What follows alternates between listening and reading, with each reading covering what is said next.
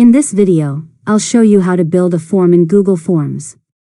First, open your web browser, go to Google Forms, and sign into your Google account. Then click Blank Form to create a new form from scratch.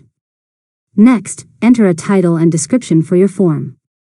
Then click the first question and choose the question type from the drop-down menu. You can create multiple choice questions, short answers, checkboxes, drop-downs, file uploads, and more.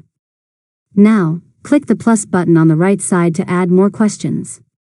Continue building your form by adding all the questions you need. If you'd like to make a question required, turn on the required toggle at the bottom of the question. After that, click the Settings tab to customize options such as collecting email addresses, limiting responses, or turning your form into a quiz. Review your settings before sharing the form. Finally, click the Send button in the top right corner.